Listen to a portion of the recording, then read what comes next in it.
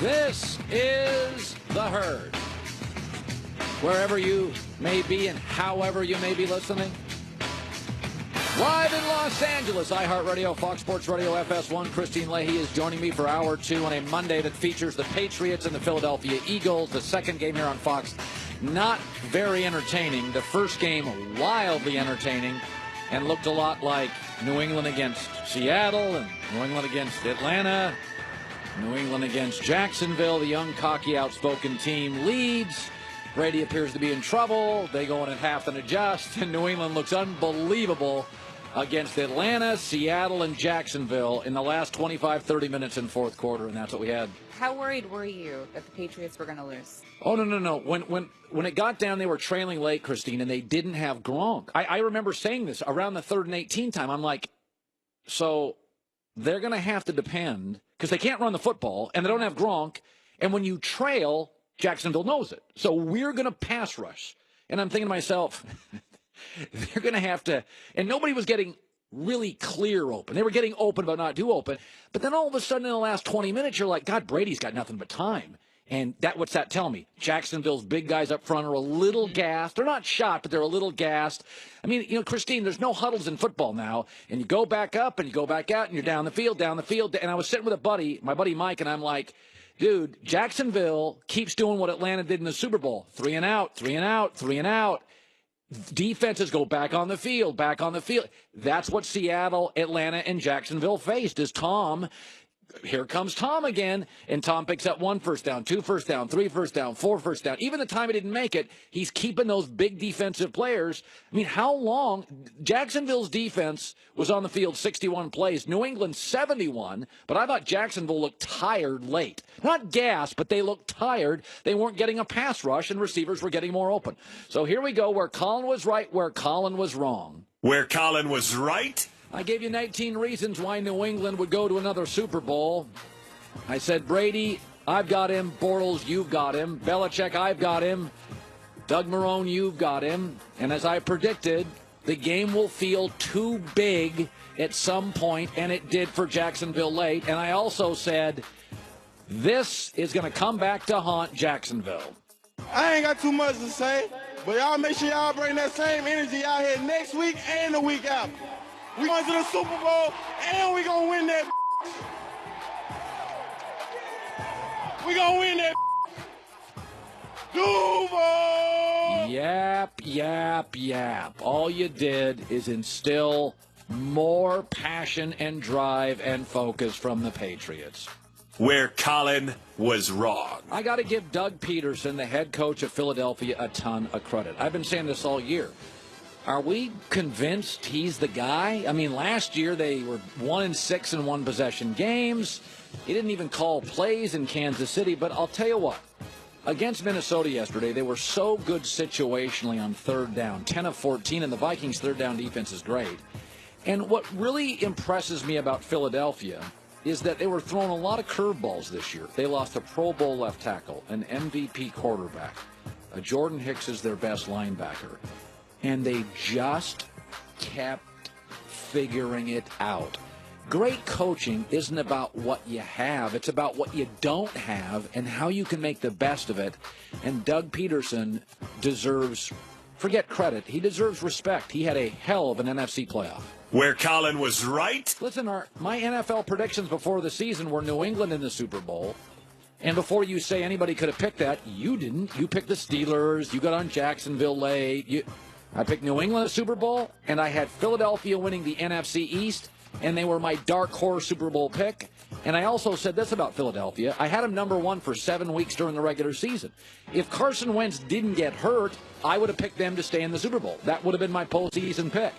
The only real surprise to me here is that they've gone from an MVP to Nick Foles and destroyed Minnesota in the NFC Championship. But Philadelphia is a real team. When I picked them to win the NFC East 6 months ago, I got nothing but arrows. It's a great roster. Where Colin was wrong. Of the 4 quarterbacks this weekend, I had my least faith in Nick Foles. You know I love Brady. Bortles, Case Keenum aren't great, but Nick Foles has been a career backup. But I will say this. I'm watching him yesterday, and I'm trying to kind of figure out, what is he? Well, what exactly is he?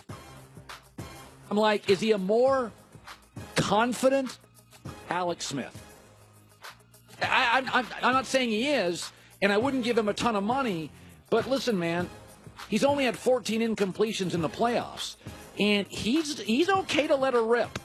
I like quarterbacks that let go of the football and don't always have an open receiver. It's one of my knocks on Alex Smith. Is Nick Foles a more confident Alex Smith? Where Colin was right. Can we just slow down on trying to anoint Case Keenum as a big-time player? Listen, he's been cut multiple times. He was not a drafted player. 6 feet, 210, average arm, okay feet. We got to be careful about this stuff. Listen, the Vikings staff doesn't love him. I mean, they got 4 quarterbacks on the roster. I think they prefer Teddy Bridgewater, but they got trapped. You couldn't yank him out. I like Case Keenum. He's been terrific, but they have great receivers. They have a tremendous offensive coordinator who's going to be the next coach of the New York Giants. Yesterday, when he faced real pressure, offensive line deterioration, he got exposed. I like Case, but we always want to anoint these kind of, players who can win with a great coordinator, with a great defense, with great receivers, with a good running game. I like Case Keenum. Never forget, though, 6 feet, 210, athlete, average arm, okay. Where Colin was wrong. The Jacksonville Jaguars, all year, I kept saying, I don't trust Bortles. I don't care about the defense. The defense is a little overstated. Andrew Luck got hurt. Deshaun Watson got hurt. They're going to win the division mostly by attrition. I picked him at 5'11", and I wouldn't put him in the herd hierarchy all year until the end. But you know what? I watched them yesterday, and here's what I really liked against Pittsburgh and New England. They came out with an absolute game plan, took a huge lead in the Steelers, and a convincing lead on New England. Listen, I don't love Blake Bortles, but he's clearly coachable because they come into games with a point of view. You can see what they're trying to do. Now, they ran out of gas both against the Steelers and New England, but they deserve respect. Even in a down year when Andrew Luck got hurt and Peyton Manning's out and Denver's a mess, you got to give them respect, and I didn't give them a ton this year. Where Colin was right. I said Friday. I liked Minnesota all year, but I said Friday on the show. I said the last 5 times a team in the playoffs has won by walk-off, they're 0-5 the next week. Dome teams going on the road can struggle in major championship games. I just never felt Minnesota off the most remarkable playoff win I can ever remember. I didn't think emotionally they could reach a level. They had a nice opening drive, and then they just didn't show me the energy they had feasted on all year. So now the outcome, I thought it would be a competitive game, but I said this to RJ Bell, pregame.com on my Saturday podcast. Miracle win, 7 days later in Philadelphia. Case Keenum came out and said, I couldn't sleep for 2 days. That's generally a bad recipe when you're facing a team like the Philadelphia Eagles on the road. And with that, we go to the Coward Global Satellite Network. Peter King joining us, MondayMorningQuarterback.com. Let's talk about the big play nobody is talking about with the New England Patriots, Peter. That huge third down play. It's being sort of shrouded because of the Miles Jack play and Brady's comeback. But I'll let you talk about that play in the game. Yeah, I wrote about that this morning in my column, Colin, because I thought that was the single biggest play in the game. Think about if the Patriots do not convert 3rd and 18.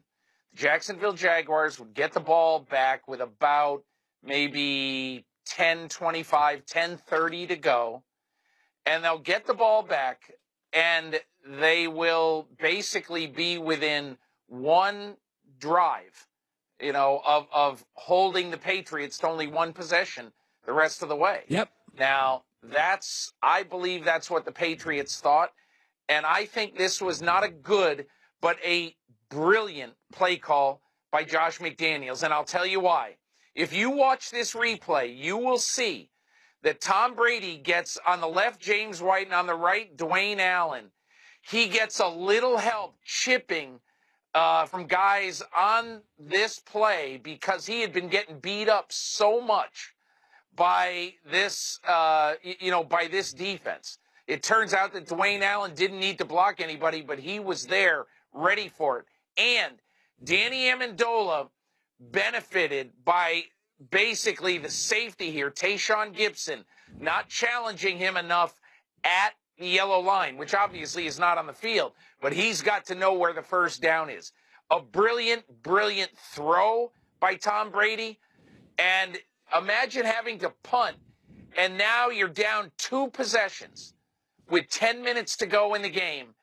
And if Jacksonville just gets, say, 3 first downs and is running the ball okay, then this game, I'm not saying it's over, but New England's going to have a very hard chance to win the game. That was just a great play call, an incredible execution, as usual, by Tom Brady. By the way, it's funny. So Jacksonville's complaining about the first half pass interference call, which you can go either way, but you can't push a guy out of bounds. The second one, I'm sitting there watching the Dion Lewis fumble, and I got to be honest here. I'm thinking, did he lose possession?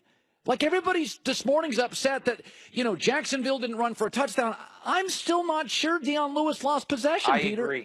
I agree, Colin. And let me make this point. I think this play, and I'm going to write about this, this play illustrates, and I know people don't want to hear this, this play illustrates how hard it is to officiate a football game in real time, because you basically have 2 bones of contention here, okay? On this play, on this crazy, crazy play, when Dion Lewis basically fumbles, but really did he fumble? Because in slow motion, look at his hand on the ball when his knee hits the ground. I think he has the ball still. Yeah, he has the ball. That's his. Sort of clinging to his leg. But anyway, so that's hard to call. And then how in the world in real time do you tell, even if you give this ball to Miles Jack, how do you tell whether Miles Jack was being touched or propelled to the ground by Dion Lewis in the act of recovering this fumble? So I think people are screaming about this call. I mean, it is hard to officiate this call in real time. Yes, and Peter, we used to have 6 cameras during a football game. We've got 46, so you can see everything. By the way, it used to not be frame by frame. You didn't have that technology in my business, so you can see the play. You see it from 4 angles. You see it frame by frame. By the way, when I look at that, here's what's amazing. If I'd have told you, okay, so New England can't run the football, Gronk's out, but their third best slot receiver, Danny Amendola, after Edelman and Hogan, Jacksonville, knowing late they have to throw, is going to tear apart Jacksonville's defense. That's the best game I've ever seen Danny Amendola play, Peter. It is. Yeah, it is. And remember one other thing, Colin. Compared to last year, at this time last year, Malcolm Mitchell was coming out of nowhere to be a very, very big factor. He caught 6 passes. Late in the Super Bowl win against Atlanta. And I'll just say this. Okay, so you don't have Gronk. Obviously, you haven't had Edelman the whole year. And, Hogan is just coming back from being hurt. This was the best game of Danny Amendola's life. No question about it. None. Okay, so it's funny about Minnesota. I said Minnesota's window. They don't get a Super Bowl next year, Minnesota. Their schedule next year, they're at Seattle. At New England. It's a first-place schedule. They remind me a little bit of the Dallas Cowboys, who went 13-3, and then all of a sudden Dallas had a first-place schedule. And we all said in the show, we're like, okay, if they go 9-7, take it to the bank. So Minnesota next year, brutal schedule. Aaron Rodgers is back. Trubisky another year. By the way, Goff and Garoppolo, now they've got some seasoning under their belt. I think now, by the way, Pat Shurmur leaves. So it's nothing against Minnesota, Peter, but I feel like they're the pullback team next year in the NFL. Yeah, well, and also you got to look at this, Colin. So who's their quarterback going to be? I don't know. You say, well, okay, so they franchise Keenum. Do you really want to franchise Keenum and pay him whatever it is, 21, 22 million as a franchise number? Do you want to do that? Or do you want to take your chances with Teddy Bridgewater? I would. Bring him back and all that. But But I'll say this, Colin, Case Keenum had a bad game yesterday. It wasn't horrible, but it just wasn't good. And he got hit way too much, and it just wasn't his day. But I think that Case Keenum really proved something this year, and that is that the guy who people in the NFL, like John Elway, really likes Case Keenum. He's a dark horse guy to go spend some money to go get Case Keenum. And, you look at, there's a lot of people in the NFL who like Case Keenum. We'll see what happens. But I agree with you. The Vikings have a very difficult decision. It's like with the Vikings. Go back to when Teddy Bridgewater gets hurt and they pay a 1 for Sam Bradford. This is the issue that has never gone away in 2 years. Teddy Bridgewater, Sam Bradford, now you don't know what. And then Case Keenum is insurance. Sam Bradford gets hurt. Teddy Bridgewater can't get the job back. Case Keenum with the miracle throw in the divisional game. Case Keenum looks lousy in the championship game. Who's your quarterback? I don't really know who it is now. Yeah, I'd probably go with Bridgewater and then find a backup somewhere in the draft. Peter, finally, Nick Foles. I watched him a lot in college. He had a very good arm. He had this big shaggy hair. There's some limitations to him. And I was saying, I was watching him yesterday, and I'm like, who is he? And I'm like, he's like a more confident Alex Smith. He can move a little. He doesn't have a great arm. Alex always feels late in games, I don't want to make the big mistake. Foles a couple times just let her rip. And I'm like, there's something there about Nick, or should I just give credit to Doug Peterson, Frank Reich? They have a tremendous set of depth at running back. Who gets the credit for this offense? Because situationally yesterday it was fantastic. I'm glad you mentioned Frank Reich because I think he's getting very, very far too little credit for this. If you look at the game plan and the play calls that Doug Peterson made in the divisional game against Atlanta, you see a very conservative game plan. Remember, they're coming off Nick Foles looking terrible against Oakland on Christmas and against the Dallas Cowboys in that 6-0 stinker the next week. Here's the one thing I noticed with Nick Foles yesterday. On that play right there, he cut it loose. Yes. Okay? And 2 or 3 times he did that. He wasn't the careful Nick. And that throw to Torrey Smith that he just dropped in at the left pylon was one of the great throws he'll ever make, ever in football. So I hand it to them. You get Nick Foles, get his confidence back. I was in the locker room after the game. Chris Long said to me, he said, hey, it's like that's the end of the preseason for Nick Foles. This was the start of the real season for him. So who knows?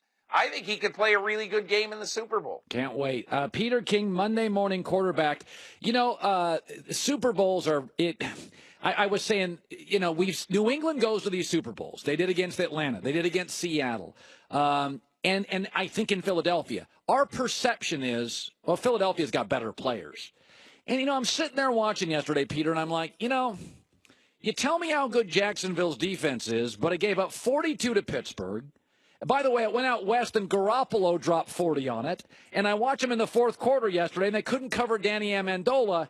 Is it possible we've underrated New England's defense, which is number 1 or 2 in the red zone, which is now number 1 overall in, I think, sacks in the postseason? Is that all Matt Patricia? Maybe New England's defensive players are better than we think. I think they are, Colin. But I think if you look at this, New England really has to scheme on defense because you got an old James Harrison. You don't have anybody who consistently is going to get to the quarterback. And you talk about this Super Bowl. I mean, I was up late last night writing, and I saw the line came out. It's either 5.5 or 6. Just consider this, Colin. And again, I would be the dumbest gambler in the world. I would have no clothes on right now. Vegas would have all my clothes. I'm the type of guy who says, once every 5 years I go to Vegas, I have $150 and I say, when this is done, it's all over. Right. And in 8 minutes, I'm over at the Starbucks. So, but I'm just making this point. The Patriots have played 7 Super Bowls in the Belichick era, and the biggest margin of victory in those 7 games was 6 points. In overtime. So, in overtime. And so I think what I would say is, I would be careful about putting the mortgage on New England. I mean, I think New England's probably going to win the game, but I would not bet a dime on this game because the Patriots are just this narrow victory team, and they could care less if it's by 1 point or 40. Good stuff. Peter King, MondayMorningQuarterback.com. Thanks, Peter. Okay, Colin. Yeah, there are your Super Bowl results right there.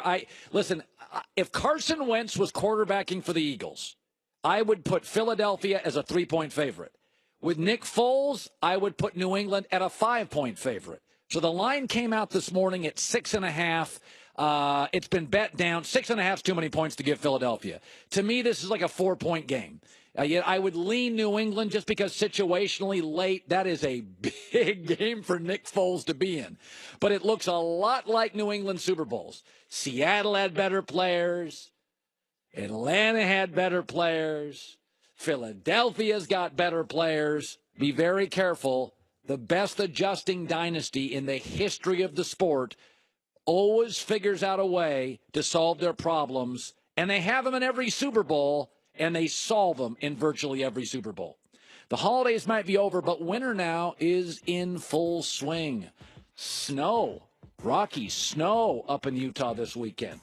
Spring's around the corner. According to studies, the air indoor contains up to 100 times more pollution than the air outdoors. That's where Filter By comes in. Okay? They are the leader on HVAC systems. Resolve to breathe better with Filter By. Okay? They carry over 600 different filter sizes. They have custom options. They're shipped for free. You get them within 24 hours, all manufactured here in the United States.